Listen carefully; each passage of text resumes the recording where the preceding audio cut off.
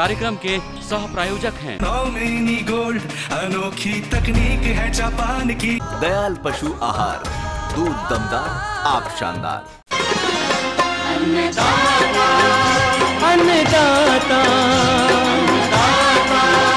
अन्नदाता, नीत तुम्हारा अन्नदाता, पग पग पर है संग तुम्हारे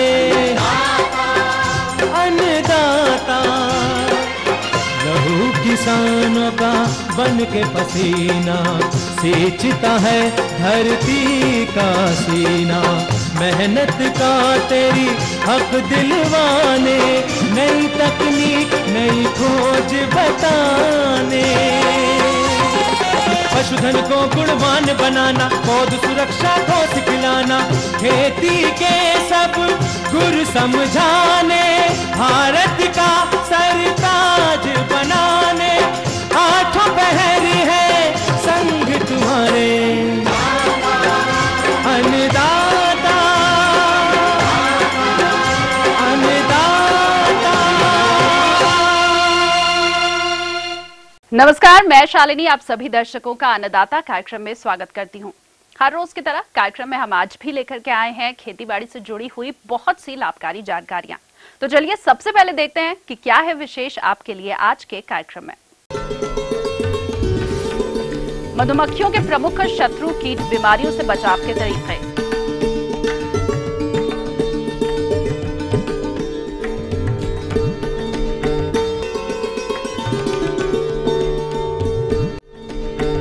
अधिक पैदावार के लिए अरहर की फसल में जरूरी देखरेख कार्य।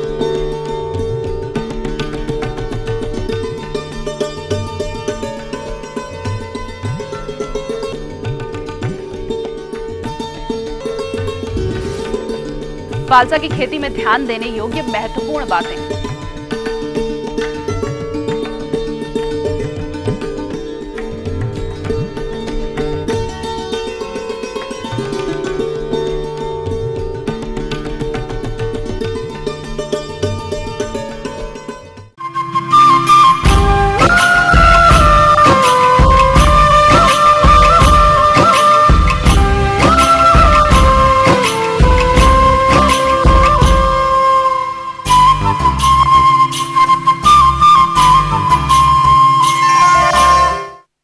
आपने अगर मधुमक्खी पालन व्यवसाय अपनाया है तो आपको इसमें लगने वाले शत्रु कीटों और बीमारियों के नियंत्रण के लिए उचित उपाय अपनाने होंगे, क्योंकि इनसे मधुमक्खियों के साथ साथ छत्तों को भी नुकसान पहुंचता है और मधुमक्खियों की उपज बहुत ही कम हो जाती है।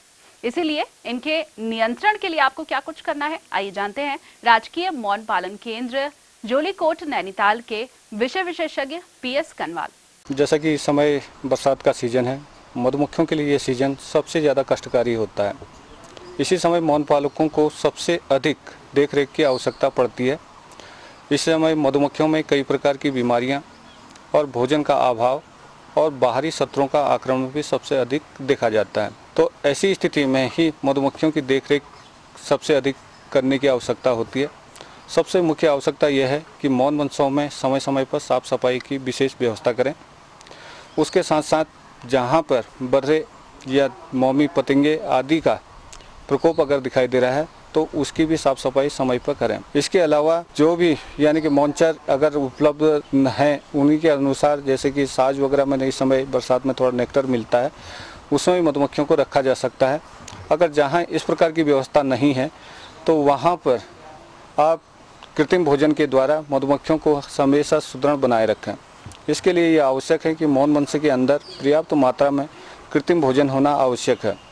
अगर मधुमक्खियों के पास आवश्यक मात्रा में भोजन नहीं होगा तो ऐसी स्थिति में मधुमक्खियों की संख्या निरंतर घटती चली जाएगी और धीरे धीरे ये स्थिति इतनी भयानक हो जाती है कि धीरे धीरे मौन वंश समाप्ति की ओर आ जाते हैं।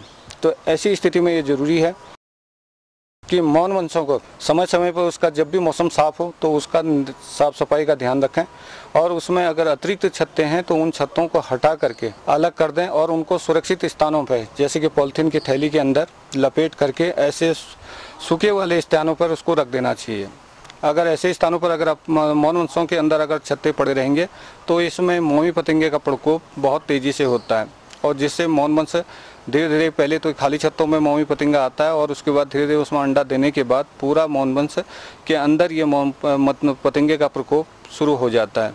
तो इससे यह है कि समय पर इनकी साफ़ सफाई का विशेष ध्यान रखें। उसके अंदर किसी भी दशा में खाली छत्ते फ्रेम में न रखें। मौन गृह के अंदर उतने ही फ्रेम रखें जितने को मधुमक्खियाँ पूरी तरह से कवर करें, यानी ढके हुए हों। इसके अलावा जैसे कि साफ़ सफाई का है, इस समय बरसात अधिक होने के कारण जिस भी क्षेत्र में मधुमक्खियाँ रखी रहती है तो वहाँ पर नमी का प्रकोप बहुत ज़्यादा होता है। और नमी के अगर मौन गृह के अंदर अगर नमी रहती है तो ऐसे उसमें मौन वंशों में कई प्रकार की बीमारियाँ आने का भी खतरा रहता है, जैसे कि फॉल ब्रूड है। फॉल ब्रूड का प्रकोप भी इस समय मधुमक्खियों के अंदर खासतौर पर एपिसेरेना इंडिका और भारतीय मौन में ये देखा जाता है। इसमें इसकी जो मुख्य पहचान है कि सेल खुले हुए दिखाई देते हैं और उसमें यह है कि अगर उसमें इस प्रकार का प्रकोप दिखाई दे रहा है तो उन छत्तों को का उपचार करने के लिए उसमें मौन वंशों में टेरामाइसिन नामक दवा का 250 से 400 मिलीग्राम प्रति 5 लीटर चीनी के शरबत के साथ दिया जाना चाहिए। और ये यानी कि मौन वंशों की आवश्यकता के अनुसार, यानी कि जैसी उनकी आवश्यकता है उसके अनुसार दिया जाना चाहिए। दूसरी बात, इस समय जो है मौन वंशों को कृत्रिम भोजन की भी अधिक आवश्यकता होती है। तो बाहर यानी कि वर्षा के कारण नेक्टर और पराग पूरी तरह से धुल जाता है, तो इसकी पूर्ति के लिए इस समय उनको कृत्रिम भोजन के रूप में चीनी का शरबत दिया जाता है कि जिसमें भी चीनी का शरबत बनाया जा रहा है उसको उबाल करके पानी को अवश्य उबाल लें, क्योंकि इस समय बरसात होने के कारण पानी में कई प्रकार के जीवाणु रहते हैं जिसके कारण पानी गंदा रहता है और जिससे मधुमक्खियों में बीमारी फैलने की ज़्यादा संभावनाएं रहती है। तो इसलिए यह है कि मौन वंशों को यानी कि पानी को उबाल करके उसमें की चीनी को लकड़ी की सहायता से धीरे धीरे उसको घोलते रहें और उससे जब ये पूरी तरह से घुल जाता है उसके बाद इसको ढक करके कोई सुरक्षित स्थान पर रख देना चाहिए। जब पूरी तरह से ये ठंडी हो जाए तो उसके बाद कृत्रिम भोजन को शाम के समय मौन वंशों के अंदर देना चाहिए। और मौन वंशों को देते समय भी इस बात का ध्यान रखना चाहिए कि किसी भी दशा में कृत्रिम भोजन मौन गृह के आसपास बाहर न गिरे। और इससे अगर कृत्रिम भोजन अगर बाहर गिरेगा तो इससे चींटियां उसके अंदर चींटियों को ये अंदर घुसने का मौका मिल जाएगा और जिससे अंदर अगर मधुमक्खियों के अंदर चींटियां और अन्य दूसरे मौन वंश से भी उसके अंदर आ करके उसमें नुकसान पहुंचा सकते हैं। तो इसलिए कृत्रिम भोजन देते समय विशेष सावधानी रखें और इस बात का ध्यान रखें कि उसको कम से कम हफ्ते में 500 ग्राम प्रति मौन वंश की दर से चीनी का शरबत दिया जाना चाहिए। और इसमें यह है कि जब तक उसमें पूरी मात्रा में अगर समय समय पर चीनी का शरबत देते रहेंगे तो इससे मधुमक्खियों की जो अंडा देने की गति है वो बरकरार रहेगी और जिससे लगातार मधुमक्खियां अंडा देते रहेंगी और जिससे मधुमक्खियों की संख्या में गिरावट नहीं आएगी। और इसी समय जैसे कि ततैया आदि बर्रे या अंगलार बिस्नार का प्रकोप भी मधुमक्खियों में सबसे अधिक देखा जाता है। तो इस समय इसके यह है कि बचाव के लिए, क्योंकि मधुमक्खियों की संख्या बरसात के कारण एक तो वैसे ही बहुत कम उसके पर जो गति होती है बढ़ने की मौन वंशों की वो काफ़ी धीमी हो जाती है और रानी के अंडे देने की गति भी काफ़ी धीमे रहती है। और इसमें जो है कि अगर जितने भी मधुमक्खियाँ पैदा होती है और अगर उसके आसपास में अंगलार बिस्नार का अगर प्रकोप ज़्यादा है तो ऐसी स्थिति में जितने भी मौन वंश के जो बढ़ने की बजाय वो धीरे धीरे उनकी मौन वंशों की क्षति अधिक हो जाती है। तो इसमें यह है कि उसमें मौन वंशों के बचाव के लिए आसपास जो भी ततैया आदि के जो छत्ते हैं इन छत्तों को जला करके नष्ट कर देना चाहिए। और उसके अलावा जो मौन गृह के आसपास जो भी मौन बर्रे आदि आते हैं तो उनको मार करके उसको ख़त्म कर देना चाहिए। उचित ये होगा कि जिन क्षेत्रों में अगर इस समय फूल मौनचर पुष्प नहीं है तो उन मौन वंशों को उठा करके दूसरे ऐसे स्थानों पर रख देना चाहिए कि जहाँ पर उसको पर्याप्त मात्रा में मकरंद और पराग मिलता है। जैसे मक्का वाले क्षेत्रों में माइग्रेशन करें या दूसरे कोई अन्य क्षेत्र जहाँ पर अगर पराग वाले पुष्प हों तो उन क्षेत्रों पर मौन वंशों का माइग्रेशन करना आवश्यक है। अगर ऐसे स्थानों में माइग्रेशन करेंगे तो इससे मधुमक्खियों की संख्या और समय समय पर हम कृत्रिम भोजन देंगे तो इससे मौन वंशों की प्रगति बहुत तेज़ी से होगी। और जो आगामी सीजन में जैसे अक्टूबर नवंबर में सरसों का सीजन शुरू होता है तो उस समय हमें पर्याप्त मात्रा में उससे शहद मिलेगा।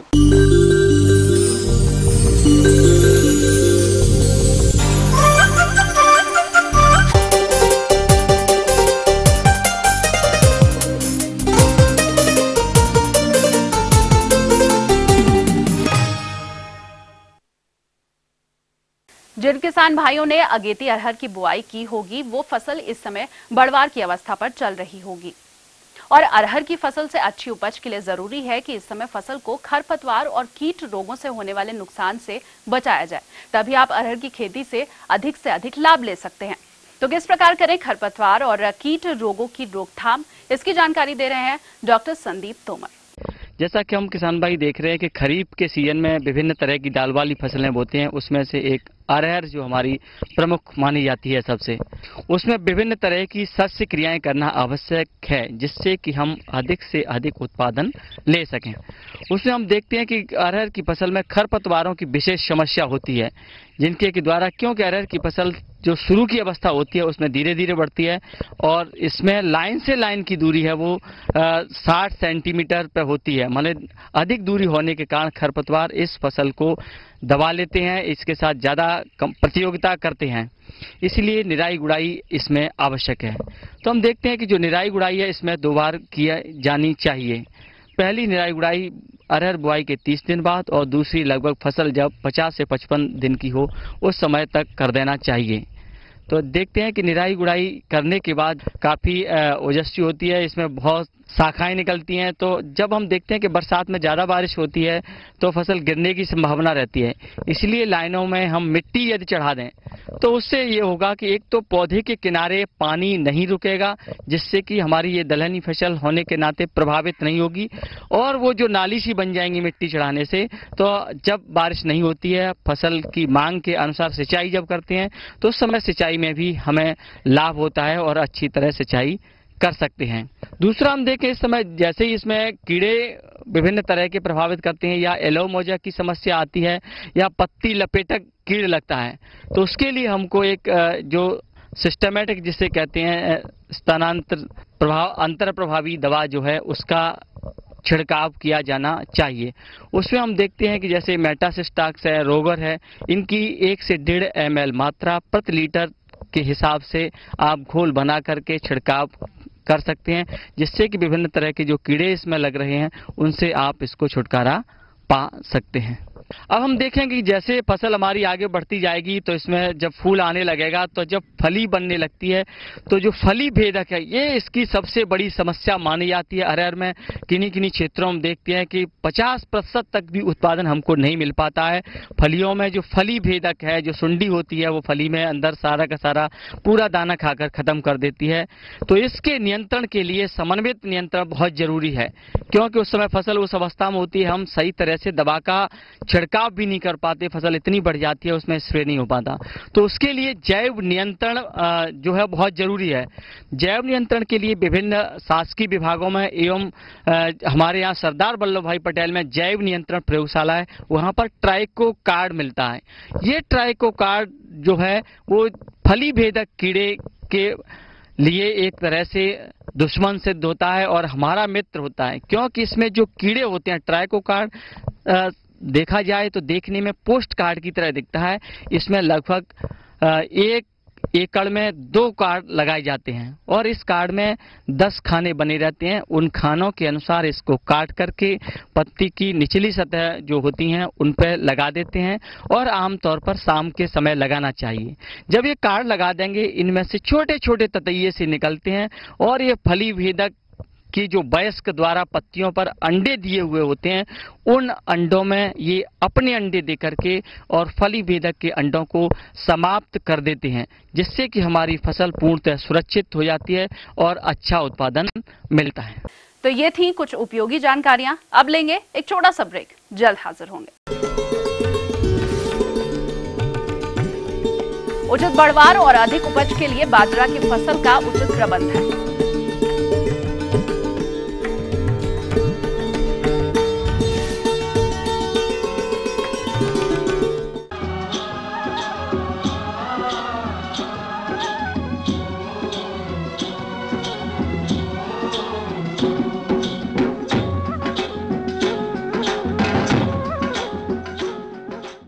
ब्रेक के बाद एक बार फिर से आप सभी दर्शकों का अन्नदाता कार्यक्रम में स्वागत है। बढ़ते हैं अगली प्रस्तुति की ओर।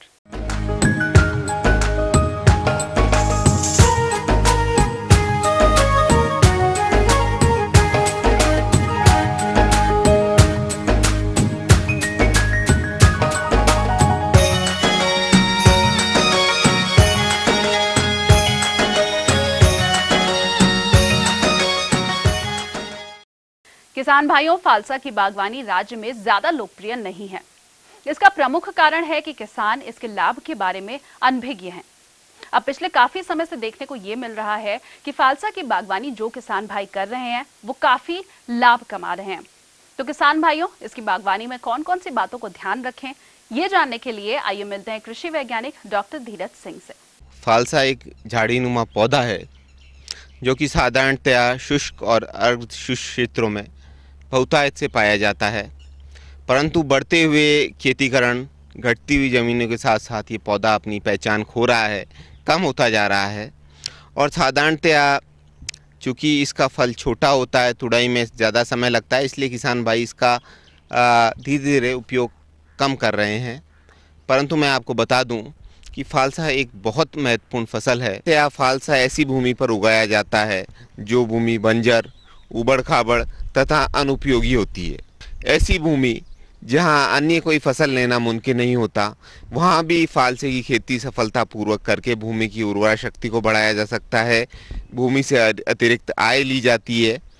और फालसे की सबसे बड़ी बात यह है कि ये एक ऐसा पौधा है जो किसी तरह की भूमि के साथ साथ हर तरह के पानी को भी सहन करने के लिए सहनशील फसल है। साधारणतया फालसा एक झाड़ीनुमा पौधा होता है जो कि दूसरे से तीसरे वर्ष के उपरांत फलन प्रारंभ करता है। फालसा, इसका प्रोपोगेशन या इसका प्रबंधन साधारणतया से बीज या इसकी कलम के द्वारा किया जाता है। बीज पूर्ण रूप से पके हुए फालसा के फल से दो तरह की गुठलियाँ हमको प्राप्त होती हैं। उसमें अगर हम बड़े साइज़ की या बड़े आकार वाली गुठली को बरसात के मौसम में अच्छे से गीला करने के उपरांत इसको बोएं तो 2 से 5 दिन के उपरांत इसका अंकुरण हो जाता है और इस तरह का पौधा आपके अगले वर्ष यानी कि 6 से 7 महीने के उपरांत मुख्य खेत में ट्रांसफ़र करने लायक हो जाता है। जहाँ तक कटिंग की बात है तो फालसे के पौधे में वार्षिक रूप से कटिंग अत्यंत आवश्यक होती है और फालसे में कटिंग का समय नवंबर से लेकर दिसंबर माह का है। इस समय फालसा अपनी पत्तियां गिरा देता है तथा डोरमेंसी यानी सुसुप्त अवस्था में चला जाता है। अगर इस समय हम इसकी कटिंग्स तैयार कर लें तो कटिंग्स तैयार करने के लिए सबसे अच्छी विधि ये है कि बहुत अच्छी धार वाले सिकेटियर से इसको काट लें। काटने के उपरांत पेंसिल के आकार या पेंसिल की मोटाई के आकार की और 15 से 16, 17, 18 सेंटीमीटर तक की जो कलमें हम तैयार करने के बाद इसको IBA या कोई भी रूटिंग हार्मोन के घोल में 5 मिनट डुबोने के उपरांत इसको हम ट्रांसफ़र करें। थैली अथवा बहुत अच्छे से जिसमें नरम मिट्टी डाली हुई हो उसमें इसको ट्रांसफ़र कर लें। नियमित रूप से इसको पानी दें तो फरवरी माह के ख़त्म होने के उपरांत मार्च के पहले सप्ताह से लेकर दूसरे सप्ताह में इसमें अंकुरण प्राप्त हो जाएगा। फिर ट्रांसफ़र करके नया पौधा बना सकते हैं। फालसे में अगर देखा जाए तो साधारण रूप से अगर पौधे से पौधे और कतार से कतार की दूरी स्क्वायर सिस्टम में हम देखें तो 4 से 6 मीटर की रखनी चाहिए। और साधारणतया जहां हम ट्रैक्टर का उपयोग करना चाहते हैं, जहां हम अंतर फसलें लेना चाहते हैं, तो वहां मैं ये आपको सलाह दूंगा कि 6 इंटू 6 मीटर की जो दूरी है वो इसके लिए आदर्श है। फालसा लगाने के उपरांत दूसरे वर्ष से फलन प्रारंभ करता है।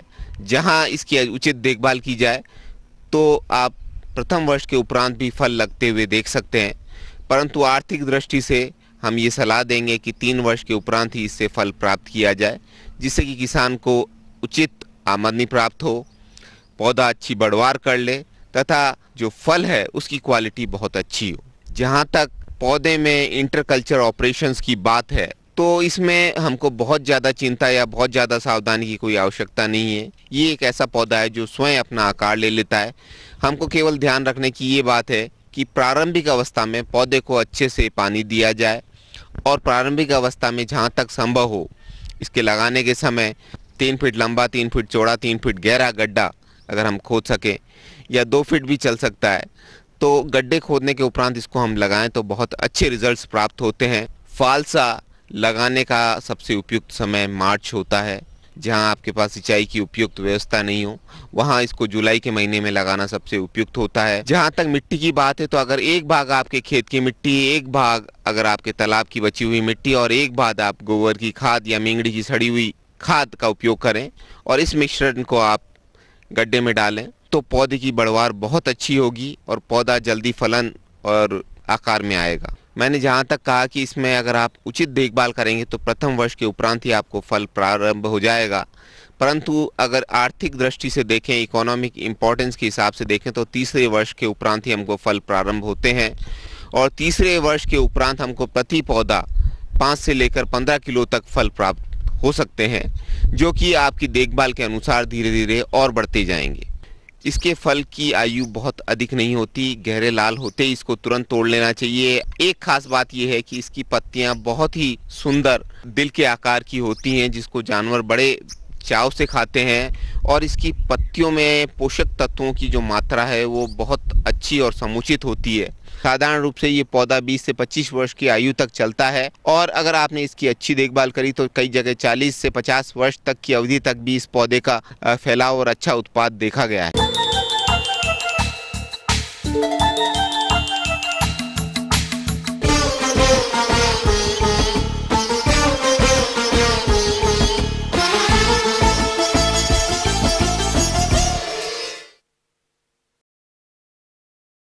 मोटे अनाज के रूप में बाजरे की खेती बड़े पैमाने पर की जाती है। क्योंकि ये फसल इस समय खेतों में खड़ी है, आगे इसकी अच्छी प्रकार से बढ़वार हो सके और अधिक उपज मिल सके, इसके लिए जरूरी है कि इस समय निराई, गुड़ाई और उर्वरक प्रबंधन जैसे कार्य सही तरीके से अपनाए जाएं। जिसकी जानकारी के लिए हमने संपर्क किया क्षेत्रीय अनुसंधान केंद्र उझानी बदायूं के डॉक्टर AK चौबे से। किसान भाइयों, आप बाजरा की बुआई कर चुके होंगे, अगस्त का महीना शुरू हो गया है। अब क्या करें जिससे आप बेहतर पैदावार बाजरा से ले सकें। अगर आपकी फसल बुआई किए हुए 15 से 20 दिन हो गई है तो पहला काम जो आपको करना है वो है छटनी, थिनिंग जिसको कहते हैं, कि जहाँ पर कमज़ोर पौधे हैं उनको निकाल दीजिए और 10 से 15 सेंटीमीटर पर लाइन में जो पौधे से पौधे की दूरी है उसको बरकरार रखें। जहाँ पर पौधा कम है वहाँ पर पौधे लगा दें और जहाँ पौधे ज़्यादा हैं वहाँ से कमज़ोर पौधों को उखाड़ करके दूरी 10 से 15 सेंटीमीटर कर लें। अगर पौधा ज़्यादा होगा तब भी उसमें अच्छी बाली नहीं आएगी और पौधा अगर दूर दूर है, कम है, तब भी आप पैदावार नहीं ले पाएंगे। इसलिए इस प्रक्रिया को अभी और जितना जल्दी हो सके आप करें। खरपतवार के लिए बेहतर तो सबसे अच्छी चीज़ ये है कि आप बुआई के तुरंत बाद एट्राजीन का प्रयोग करें। अगर कर दिए हों तो अच्छी बात है, नहीं किए हैं या करने के बावजूद भी खरपतवार कुछ चौड़ी पत्ती वाले जो खेत में आपके आ गए हैं, निराई आप कराते हैं तो निराई नंबर 1 पर सदैव रही है और आज भी अगर आप निराई करा लेते हैं तो वो नंबर 1 है। और जब खरपतवार दब जाएंगे, फसल आपकी एक बार बढ़ करके घुटने की ऊंचाई के ऊपर आ जाएगी, तब इनकी जो हमारी फसल से प्रतियोगिता है वो काफ़ी कम हो जाएगी और हमारी फसल अच्छी पैदावार देने की स्थिति में रहेगी। दूसरी चीज़ जो आती है वो उर्वरक प्रबंधन, क्योंकि बुआई के समय खेत में नाइट्रोजन, फास्फोरस, पोटास की संस्तुत मात्रा का प्रयोग किए होंगे। आमतौर पर 1 एकड़ में 80 से 100 किलो यूरिया की आवश्यकता होती है। अगर आप NPK या DAP डाल करके बुआई किए होंगे तो अब आपके पास जो यूरिया देने की बात है तो पहली बार जो यूरिया का प्रयोग करना है, जैसे ही आपकी फसल आप थिनिंग कर चुके, थिनिंग करने के बाद आपकी फसल 20-25 दिन की हो जाएगी, उस समय यूरिया प्रयोग करें।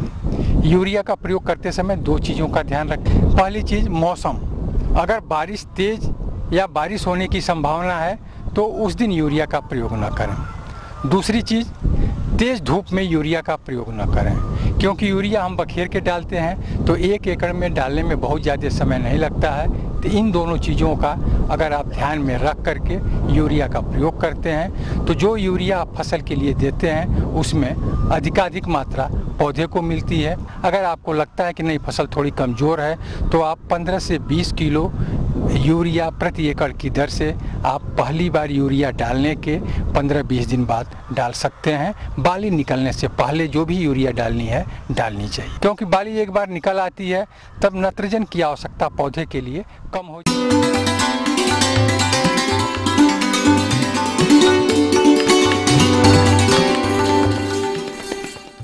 अन्नदाता हेल्पलाइन निःशुल्क फोन संपर्क सेवा के माध्यम से आपके द्वारा पूछे गए प्रश्नों में से एक या फिर दो महत्वपूर्ण प्रश्नों को हम अपने कार्यक्रम में शामिल करते हैं और इसी के तहत आज का चयनित प्रश्न और उसका जवाब इस प्रकार है। निःशुल्क अन्नदाता हेल्पलाइन में आज हमने जिस प्रश्न को शामिल किया है उसे पूछा है बसरिया इलाहाबाद के सुरेश चौधरी ने।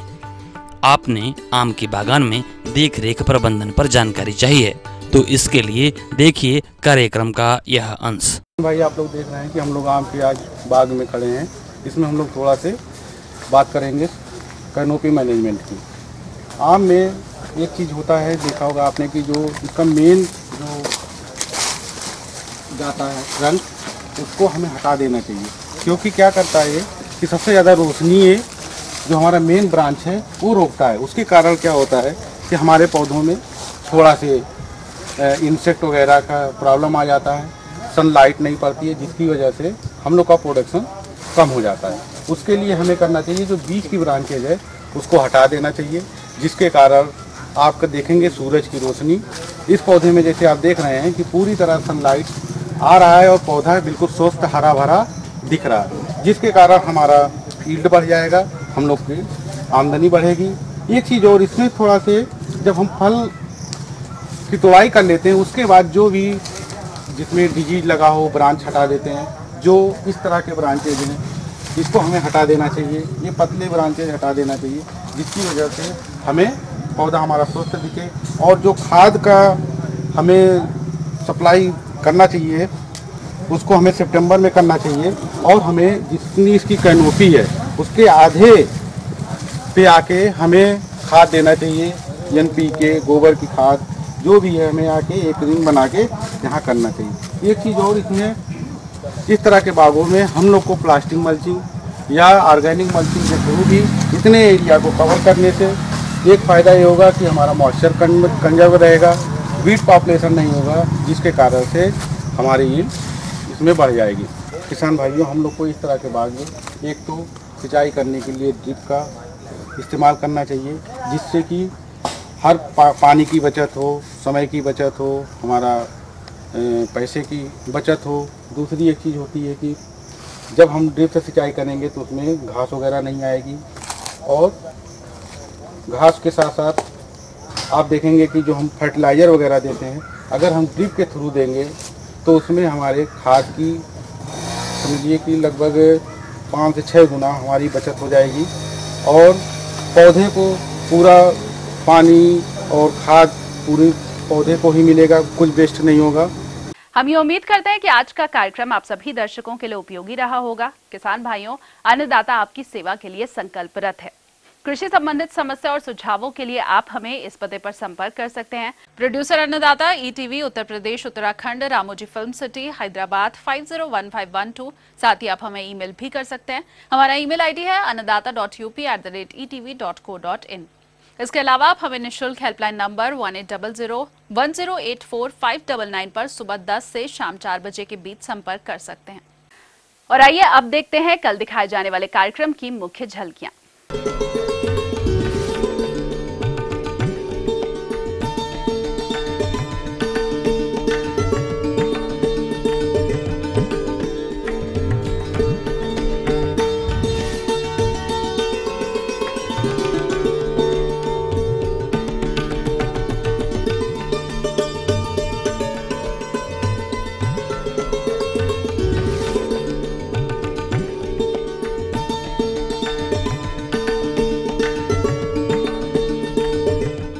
तो फिलहाल अन्नदाता की पूरी टीम को दीजिए इजाजत। कल फिर से इसी समय आपसे मुलाकात होगी कृषि संबंधित कुछ और रोचक जानकारियों के साथ। नमस्कार।